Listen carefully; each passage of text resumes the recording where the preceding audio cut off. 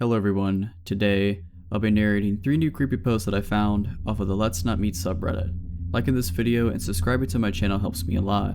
After you've heard these stories, let me know what you think of them in the comments below. But without further ado, let's dive straight into their experiences. These are their stories.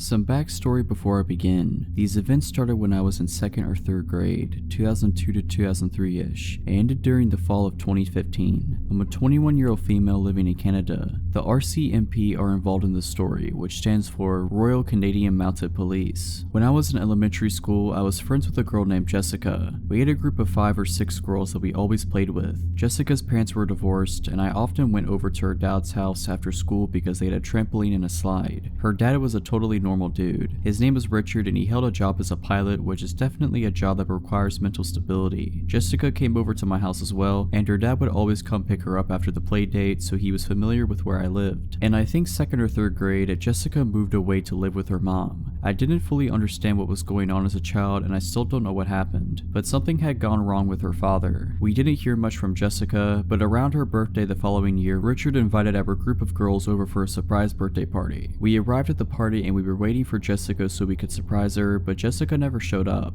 We were just hanging out with her dad for a while. As a child, this didn't seem as weird as it does to me now. When our parents picked us up, we obviously told them what happened, and we didn't hang out with Jessica or Richard again. After that, some of the girls started receiving presents from Richard at their homes. I never received them, but my mother told me about it years later. The presents usually consisted of cheap jewelry and notes. I have no idea what the notes said, but I'm not sure if I want to. After this, Richard goes away. My mom later told me he was in a mental institution. Years go by, I completely forget about the whole situation. Then, in the winter of 2013, I was out of town for a cheer competition. I was scrolling through Facebook one night when all of a sudden a new group chat popped up with 5 girls from my elementary school. I had not kept in touch with any of them, so this was weird. The chat was about how they had received messages from Richard on Facebook. I checked the other folder of my Facebook messages and sure enough, I had some too. I had a variety of messages that did not make a lot of sense, including some strange poems. Many of the messages were descriptions of dreams he had about me, though some of them were nonsense. Others were understandable enough to come across as violently threatening. I don't feel comfortable sharing some of the more explicit messages, but here are a couple of the shorter and less scary messages. Hi little girl from not long ago, pristine of pristineness, I want you, I want you, I want you. We're gonna have planets to go to someday provided you don't melt them first. I'm so proud of you, stay happy, and I haven't found a way to keep you all off my mind. I clicked on Richard's Facebook profile and his whole profile was dedicated to his 5 girls. He didn't have any friends added, so clearly nobody had seen it. Unfortunately, we didn't have very good security settings on Facebook. He had saved dozens of photos of us, and then reposted them with nonsensical and inappropriate captions. The captions ranged from essays about his love for us, to a one-sentence caption that simply said, "She is so ugly." Here are some of the shorter photo captions. Emily, hopefully and not too soon I'm gonna find out your address, and I'm gonna show up as a man that knocks on your front doorstep and bite your bottom lip off before you can say a word. Kiara, because of my initial euphoria, turns into sucking depression when I realize that there is nothing I can do about anything beside you because you're inside me and I can't get you out of my mind. I love you so much. Melissa, can I paint your picture? I want to lift you around to see how heavy you are and we'll go for a drive on Hollywood Drive with the windows rolled down so we can get a crystal clear view. We were all freshly 18 at the time and didn't know what to do, so our moms contacted the RCMP. They told us not to block Richard on Facebook, but not to reply as the messages could be used as evidence. He continued to send us messages every single day, and we shared the screenshots with each other in the group chat and sent them off to the RCMP. He had several different Facebook accounts that were all variations of his name, along with one randomly named Esteban. One of the girls got in touch with Jessica to find out if she still had contact with her father. She only saw him on supervised visits every once in a while. She was very embarrassed and apologized a lot. She was a super sweet girl and obviously none of us were upset at her in any way. Eventually, Richard was charged with 5 counts of criminal harassment. He pled guilty and went to jail for around 5 months. When he got out, there was still a no contact order in place, meaning that he could not contact any of us girls or come within a certain radius of our homes. He was not allowed to use the internet either. I'm not sure sure how all of this works, but this is what the constable handling the case told me. However, not surprisingly, he started contacting us on Facebook again. He went back to jail for breaching his probation. It was the summer of 2015 and he got out again. I started receiving more messages. I immediately wrote on the group chat to see if the other girls had gotten anything. They hadn't. It was just me. I immediately contacted the police. It seems they had forgotten to include my name on the no contact order. He knew not to contact the other girls, but thought it was still safe for him to contact me. This time things got worse. I had just started working at a new job, and being the idiot that I am, I had my workplace public on my Facebook profile. One day I came into work and there was a package waiting for me. I was obviously confused because I would never order something to be delivered to my work. I opened it up with my managers and there was weed inside along with a disc with encryption software on it. He had mailed me weed to my work. I knew immediately that this was him, and awkwardly explained the situation to my managers who thought it was hilarious. The security in my office tower was alerted and given a photo of him. They began walking me to my bus stop after my shifts. It was scary knowing that he knew where I worked. At this point, I hadn't seen Richard in years, but it was clear that he was mentally unwell. I had absolutely no idea what he was capable of or what his motives were. The RCMP did not seem to take this case very seriously, and they moved very slowly, passing the case around to various officers. Meanwhile, I was terrified. I could hardly walk down my street at night without freaking out. Every time somebody knocked on my door while I was home alone, I would drop whatever I was doing and hide under the kitchen counters. I had not moved since I was a child, so it was very possible that he remembered where I lived. The packages kept coming. I received more weed in several different forms, including cookies, what appeared to be cocaine, and a key to his apartment along with some miscellaneous items. I opened all the packages at the police station. One of the packages included a USB stick with a bunch of audio recordings on them, but I decided it was better for me not to listen to them. The return of the packages was to a random PO box in another city that did not belong to Richard, and no fingerprints were found on the packages. During all of this, the Facebook messages remained constant. Luckily, in one of the messages he informed me that he had sent me drugs and the key along with his home address. This confirmed that the packages were from him. He was charged again. I received a subpoena in the mail to appear as a witness in court. However, he once again pled guilty and I never got to go to court. I was actually a bit disappointed as I thought seeing him in person would provide me with some sort of closure. He is still locked up somewhere as I am writing this, but I still get scared walking at night or when somebody knocks on the door. The police provided me zero information on where he was being held or when he would be released. I feel like I am just waiting for the day that he will contact me again. I just hope that he never does.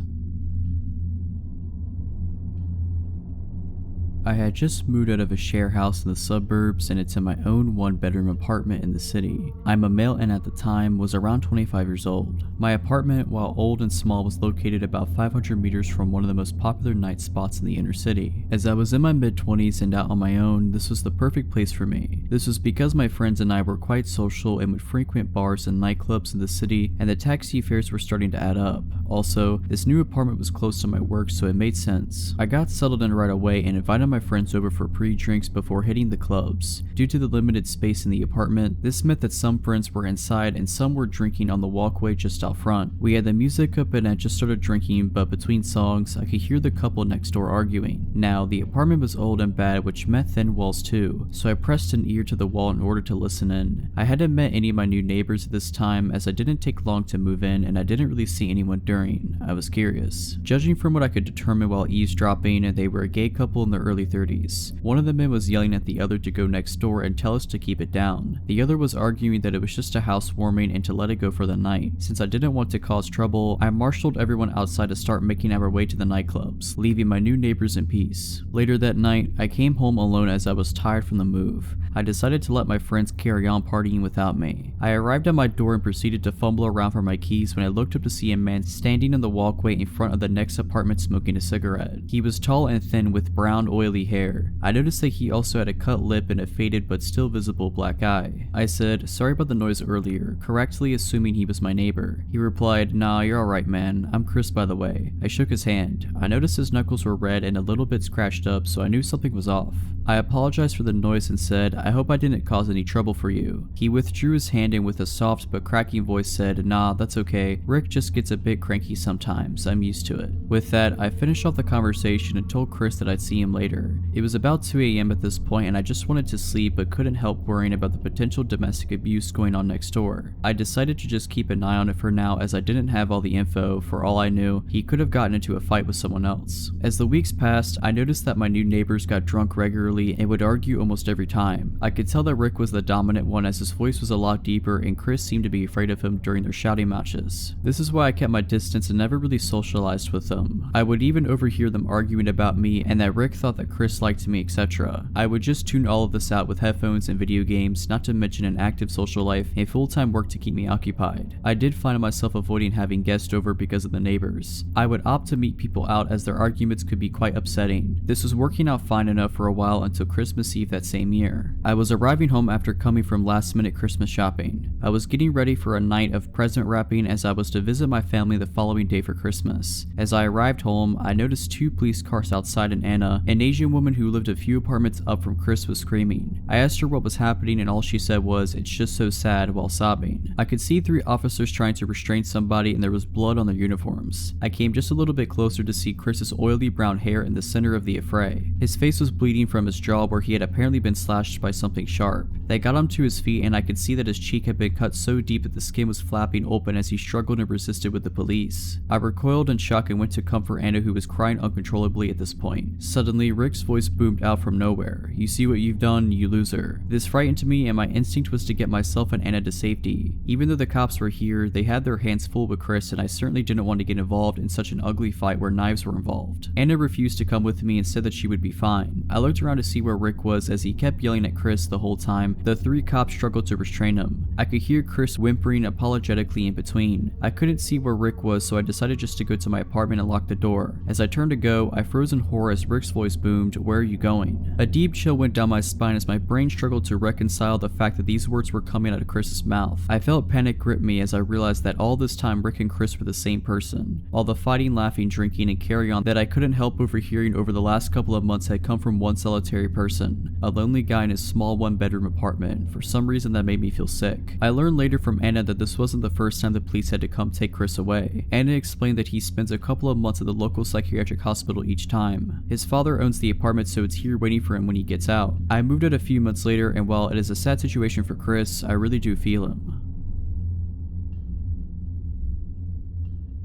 Today was like any other, just another ordinary day, working by myself in the store, checking out customers, stocking shelves, and my moments away from the register. A normal day. At some point while on register, I greeted a man with a large dark beard, bald, and wearing glasses as he came through the door. He immediately smiled and got that surprised look on his face after seeing me as if he had just found his next victim. Eventually, after about an hour or 2 of being on register, I'd pretty much cleaned the store out of my customers and moved on to stocking candy. The man before with the beard approaches me with a smile and holds up a large white trash can. Excuse me. Yes, I reply, glancing up from the box I'm stocking. Are there any more of these in the bag? This one doesn't have a lid, he says, gesturing to the large trash can in hand. Oh yeah, I can check for you. I smile and turn away and head toward the stockroom. I notice he's following me and think nothing of it, but glance down the aisles for any other customers as I walk, immediately taking note of the store's emptiness. Well, I guess it's just us in the store, I think to myself. Moving through the stockroom door, I'm quickly relieved this guy stops at the entrance. I'll be right back, I say as I make a turn around some full rolltainers, which due to just receiving a truck, our stockroom is full of them. They stand very tall and are like giant movable walls, but very heavy mind you. Being short myself, I don't have to move them much to make a path through and see what's on them. So after only a minute, I've made myself a little path, having 3 heavy ones on my right and left and in front of me. I decide to give up my search for trash cans. Sign, I go to turn around and inform him of my defeat, only to find he's in my tiny path of walls. A very tight squeeze for a man of his stature, standing directly behind me. Find them? No, I don't think I have any. I try to laugh and avoid acknowledging the creepy situation. I'm in a very small area with walls at my back and sides towering over myself, and this very robust man standing in the way of my only exit. In a room very far from any customers with no cameras and no other employees in the store.